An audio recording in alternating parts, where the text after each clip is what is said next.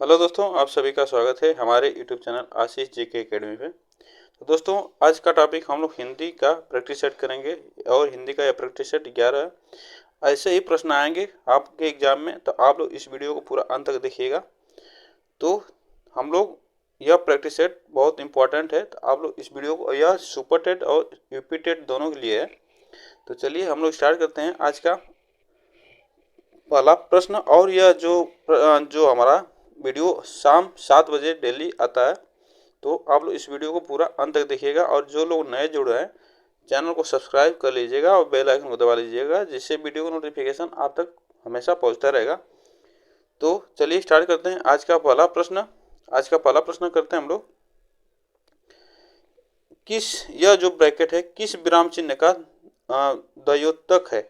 मतलब इससे किस विराम चिन्ह का यह द्वयोतक, मतलब यह प्रदर्शित कर रहा है, बता रहा है कि यह कौन सा विराम चिन्ह है, ठीक है, कौन सा चिन्ह है, ठीक ना।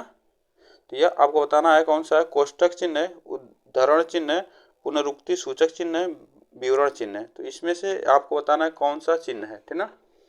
तो यह कौन सा चिन्ह है, यह आपको बताना है। तो देखिए, जो पुनरुक्ति चिन्ह होता है, इसमें ये वाला जो होता है कामा, और ये वाला जो कामा होता है इस तरह लगाया जाता है डबल, यह पुनरुक्ति चिन्ह होता है। उद्धरण चिन्ह जो होता है इसमें ऐसे लगाया जाता है और एक ऐसे लगाया जाता है, यह जो होता है उद्धरण चिन्ह होता है। और यह कोष्टक चिन्ह है, ठीक ना। ऑप्शन इसमें हम लोग का जो सही होगा, ये ऑप्शन सही होगा। और उद्धरण चिन्ह, विवरण चिन्ह जो होता है इस तरह लाइन खींच के, और इस तरह जो लगाया जाता है यह विवरण चिन्ह होता है बीच में, ठीक ना। तो आप लोग इसको ध्यान दीजिएगा, ठीक। चलिए आगे चलते हैं। क्वेश्चन नंबर सेकेंड, राम ने कहा कि मैं घर जाऊंगा, मैं घर जाऊंगा कौन सा वाक्य है। मैं घर जाऊंगा में कौन सा वाक्य, उप संज्ञा उपवाक्य है, विश्लेषण उपवाक्य है, क्रिया विश्लेषण उपवाक्य है, क्रिया उपवाक्य है। इसमें से कौन सा ऑप्शन हम लोग का सही होगा, ठीक ना। तो राम ने कहा मैं घर जाऊंगा, राम ने कहा मैं घर जाऊंगा, तो इसमें से कौन सा ऑप्शन सही होगा, ठीक ना। इसमें से कौन सा ऑप्शन सही होगा यह आपको बताना है। तो इसमें से जो ऑप्शन हम लोग का दिख रहा है, तो इसमें से ऑप्शन जो हम लोग का सही होगा यह क्रिया उपवाक्य है, ठीक ना। इसमें घर जाऊंगा यह क्रिया उपवाक्य है, यह आपको बता रहा है, ठीक है। तो इसमें से ऑप्शन हम लोग का जो सही होगा डी ऑप्शन सही होगा। चलिए आगे चलते हैं। क्वेश्चन नंबर ए के उच्चारण स्थान का नाम बताना है। जो अ है इसका उच्चारण स्थान का नाम बताना है। तालव्य, दंत, कंठोष्ठ, कंठ तालव्य। यह कौन सा, इसका उच्चारण स्थान कौन सा है यह आपको बताना है, ठीक ना। तो देखिए इसमें से कौन सा ऑप्शन सही होगा। इसमें से जो ऑप्शन हम लोग का सही होगा यह ऑप्शन हम लोग का डी ऑप्शन सही होगा, ठीक ना। इसमें अ और ए ये दोनों आते हैं कंठ तालव्य के, ठीक है। तो आप लोग इसको याद रखिएगा, यह कंठ तालव्य होते हैं, इसका उच्चारण स्थान आप लोग ध्यान दीजिएगा, ठीक। चलिए आगे चलते हैं। क्वेश्चन नंबर 4, उड्डयन का संधि विच्छेद होगा। उड्डयन का संधि विच्छेद क्या होगा। उड्डयन का संधि विच्छेद क्या होगा। उत्धन उड्डयन, उड्धन डयन, उत्धन अयण, उद्धन अयण। तो इसमें से कौन सा ऑप्शन हम लोग का सही होगा यह आपको बताना है, ठीक ना। तो इसमें से जो हम लोग का ऑप्शन जो दिख रहा है यह ऑप्शन हम लोग का सही होगा। कौन सा ऑप्शन, ये ऑप्शन सही होगा। और कौन सी संधि है इसमें, तो यह कौन सी संधि है यह भी बता दीजिएगा। तो यह व्यंजन संधि है। कौन सी संधि, व्यंजन संधि है। तो आप लोग इसको ध्यान दीजिएगा, ठीक ना। यह व्यंजन संधि है, ऑप्शन इसमें हम लोग का ए सही है, ठीक। उत धन डयन यह इसका संधि विच्छेद होगा। चलिए आगे चलते हैं। क्वेश्चन नंबर 5, चूरन किस प्रकार का शब्द है। चूरन किस प्रकार का शब्द है। तत्सम है, अर्ध तत्सम है, देशज है, तद्भव है। तो यह आपको बताना है चूरन किस प्रकार का शब्द है। तो ये जो चूरन है हम लोग का, यह जो शब्द है यह तद्भव शब्द है, जो कि हम लोग आम भाषा में चूरन बोलते हैं। इसका तत्सम होगा चूर्ण, क्या होगा, चूर्ण, ठीक ना। इसका चूर्ण तत्सम शब्द होगा, और यह तद्भव शब्द दिया है। ऑप्शन इसमें हम लोग का डी सही होगा। चलिए आगे चलते हैं। क्वेश्चन नंबर 6, चौकड़ी भूल जाना मुहावरे का अर्थ है। चौकड़ी भूल जाना मुहावरे का अर्थ क्या है यह आपको बताना है, ठीक ना। इसमें से कौन सा ऑप्शन हम लोग का सही होगा। चौकड़ी भूल जाना, तो इसमें से कौन सा ऑप्शन हम लोग का सही होगा। रानस सूझना, बराबर बात बदलना, पीछा छुड़ाना, ढाढ़स बढ़ाना। इसमें से यहाँ पे ढाढ़स होगा, ठीक ना, यहाँ पे ढाढ़स होगा। तो इसमें से कौन सा ऑप्शन हम लोग का सही होगा? यहाँ पे ढाढ़स होगा, ठीक ना। तो कौन सा ऑप्शन इसमें हम लोग का सही होगा? आप लोग इसको बताइए। तो इसमें से कौन सा ऑप्शन हम लोग का सही होगा? तो क्वेश्चन नंबर 6 का। तो क्वेश्चन नंबर 6 का क्या होगा? चौकड़ी भूल न जाना, राह सूझना, मतलब यह ऑप्शन हम लोग का सही होगा। ए ऑप्शन सही होगा, ठीक ना, यह ए ऑप्शन सही होगा।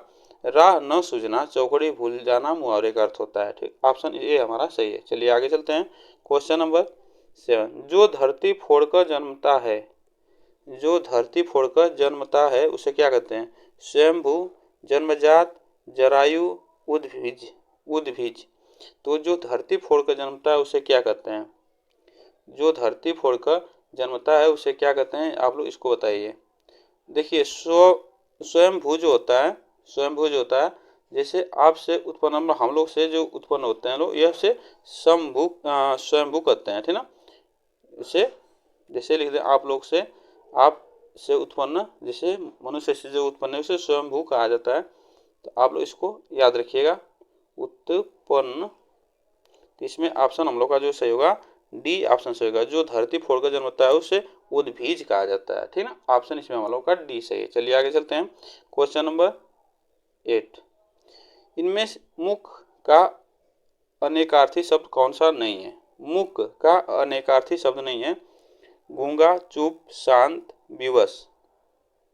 तो मुख का अनेकार्थी शब्द नहीं है, कौन सा नहीं है यह आपको बताना है, ठीक ना।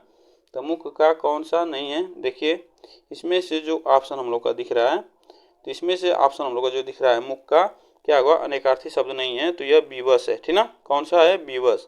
विवश क्या होता है? क्या? बाध्य। क्या होता है? बाध्य। आप लोग इसको याद रखिएगा, बाध्य होता है। और ये इसका जो गूंगा, चुप और शांत, यह क्या है? समानार्थी शब्द है। आप लोग इसको याद रखिएगा। ऑप्शन इसमें हम लोग का डी सही होगा। चलिए आगे चलते हैं। क्वेश्चन नंबर 9, राम की गाय चरती है, वाक्य में कौन सा कारक है?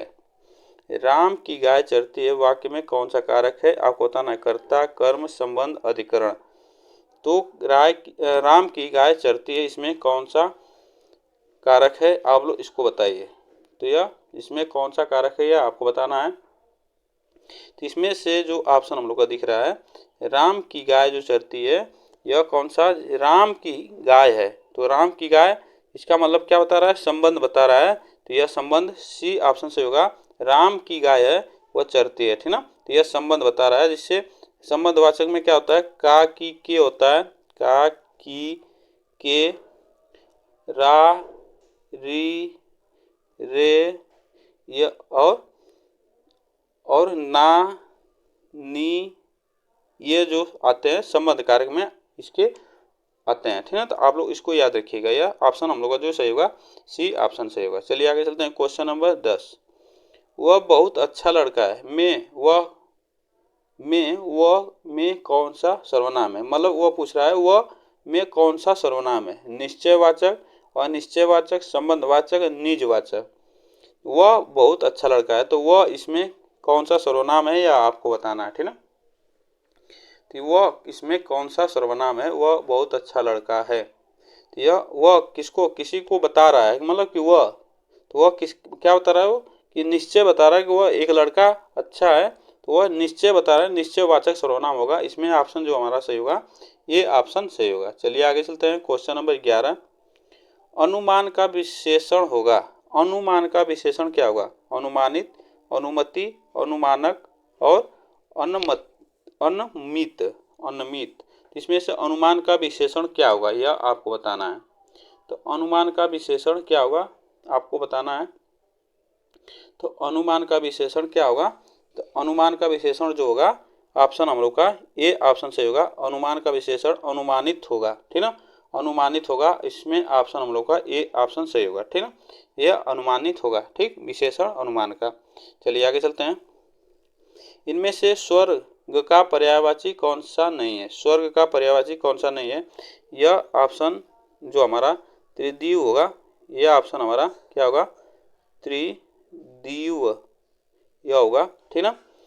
इसमें स्वर्ग का पर्यायवाची कौन सा नहीं है, ठीक ना। तो त्रिदीव, त्रिदशालय, गौ और नाग, यह कौन सा ऑप्शन इसमें हमारा सही होगा? तो स्वर्ग का पर्यायवाची कौन सा नहीं है? तो इसमें जो हमारा नहीं है, तो यही ऑप्शन हमारा क्या होगा? बी ऑप्शन सही होगा। त्रिदिव जो है यह स्वर्ग का पर्यायवाची नहीं है, ठीक ना। ऑप्शन इसमें हमारा जो सही होगा। और त्रिदशालय, गौ और नाक यह स्वर्ग का पर्यायवाची शब्द है, आप लोग इसको याद रखिएगा। चलिए आगे चलते हैं। क्वेश्चन नंबर 13, महादेवी वर्मा को किस पुस्तक पर ज्ञानपीठ पुरस्कार मिला? महादेवी वर्मा को किस पुस्तक पर ज्ञानपीठ पुरस्कार मिला? नीरजा पे, निहार पे, रश्मि पर, यामा पे? तो यह आप लोग याद रखिएगा, इसको इम्पोर्टेंट लगा लीजिएगा ना, यह इम्पोर्टेंट लिख लीजिएगा। यह महादेवी वर्मा को किस पुस्तक पर ज्ञानपीठ पुरस्कार मिला? तो आप लोग इसको जानते रहिएगा। यह जो मिला है इन्हें यामा, जो इनकी पुस्तक है, यह यामा जो पुस्तक है, इनको ज्ञानपीठ पुरस्कार इस किताब पर मिला। और यह छायावादी कवित्री थी। कौन? महादेवी वर्मा। आप लोग इसको भी याद रखिएगा, यह छायावादी कवित्री थी। छायावादी कवित्री थी। तो आप लोग इसको याद रखिएगा। इसमें जो ऑप्शन हमारा डी सही होगा, यामा पे इन्हें ज्ञानपीठ पुरस्कार मिला था। चलिए आगे चलते हैं।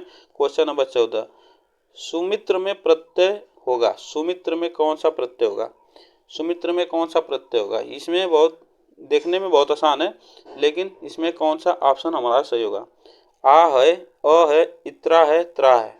तो सुमित्र में कौन सा प्रत्यय होगा यह आपको बताना है, ठीक है। तो इसमें सुमित्र में कौन सा प्रत्यय होगा यह आपको बताना है। इसमें जो हमारा सुमित्र का अगर खंड करेंगे तो यह बनेगा सु बनेगा, प्लस मित्र प्लस आ, यह मिलेगा हमारा। इसका विच्छेद करेंगे तो इसमें आ हमारा प्रत्यय लगा, त्रा है, जो त्र है इसमें आ प्रत्यय है, ठीक ना। आप इसको याद रखिएगा। ऑप्शन इसमें हमारा ये सही होगा। क्वेश्चन नंबर 15, सरासर में कौन सा समास है? सरासर में कौन सा समास है? द्वंद्व समास है, द्विगु समास है, अव्ययी भाव समास है, तत्पुरुष समास है? तो यह सरासर में कौन सा समास है यह आपको बताना है, ठीक ना। तो सरासर में कौन सा समास है आप लोग इसको बताइए, ठीक ना। तो सरासर में कौन सा समास है यह आपको बताना है। देखिए, द्वंद्व समास क्या होता है? जिसमें उसके दोनों पद क्या होते हैं? प्रधान होते हैं, वह द्वंद्व समास होते हैं। जैसे माता पिता जो होता है यह क्या होता है? द्वंद्व समास में आता है। द्विगु समास में जिसका पहला वर्ण, जो ऐसा वो शब्द जिसका पहला वर्ण क्या होता है? संख्यावाची होता है। जैसे तिरहा, जो तिरहा जो होता है, चौराहा, तिरहा, यह जो होता है यह द्विगु समास होता है। इसमें जो ऑप्शन हमारा सही होगा तो यह अव्ययी भाव समास होगा, ठीक ना। अव्ययी भाव समास होगा, ठीक ना। आप लोग इसको याद रखिएगा, ठीक। और इसमें ऑप्शन हमारा कौन सा सही होगा? अव्ययी भाव समास। इसका क्या होता है? इसका पहला पद क्या होता है? अव्ययी होता है। आप लोग इसको याद रखिएगा। पहला पद क्या होता है? पहला पद क्या होता है? अव्यय होता है, अव्यय। तो यह अव्ययी भाव समास होता है, आप लोग इसको याद रखिएगा। और दूसरा पद इसका क्या होता है? दूसरा पद होता है संज्ञा।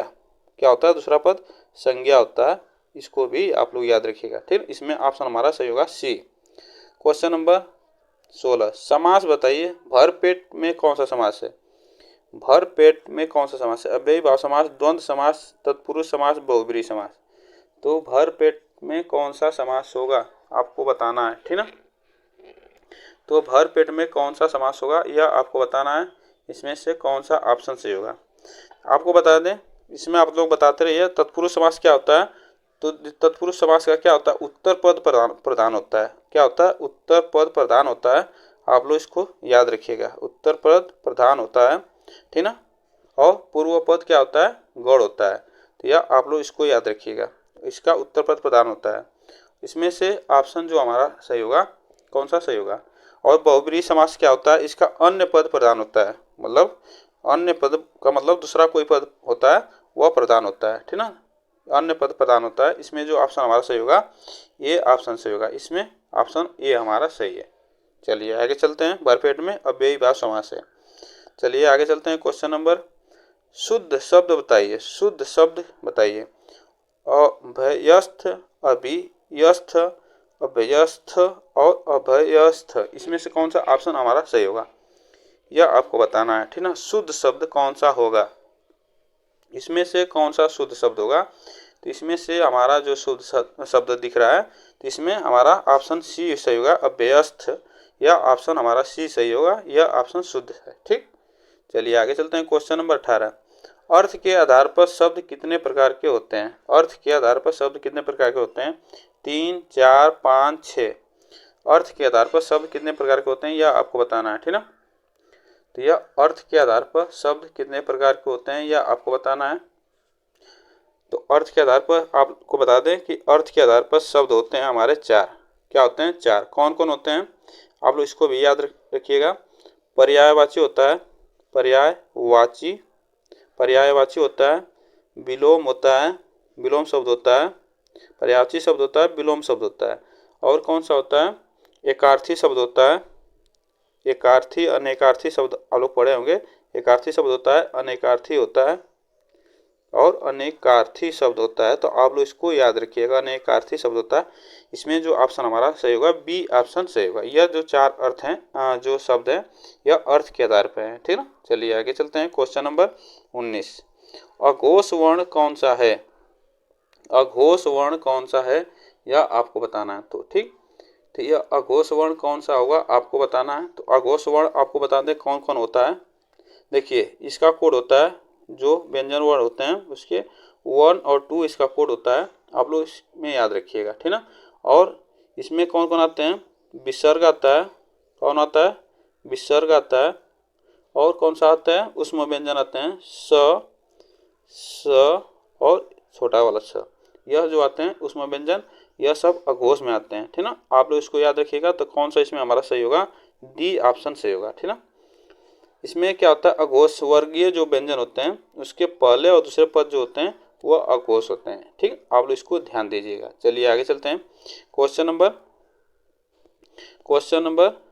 20, हंस पत्रिका के संस्थापक संपादक थे। हंस पत्रिका के संस्थापक और संपादक थे प्रेमचंद, निराला, धर्मवीर भारती, अज्ञेय। तो हंस पत्रिका के कौन है, संपादक, ठीक ना। आपको बताना है। तो आपको बताना है कौन है। तो इसमें से जो हंस पत्रिका के जो संपादक हैं, इसमें ऑप्शन हमारा ए सही होगा, ठीक ना। इसमें ए ऑप्शन सही होगा। यह हंस पत्रिका के संपादक हैं, जिन्हें यह 1930 में प्रकाशित हुआ था। कब हुआ था, 1930 में प्रकाशित हुआ था। और कहाँ से हुआ था, बनारस से हुआ था। उसमें बनारस से हुआ था, आप लोग इसको याद रखिएगा। 1930 में प्रकाशित हुआ था। ऑप्शन इसमें हमारा ए सही होगा। तो आज के लिए बस इतना ही क्वेश्चन।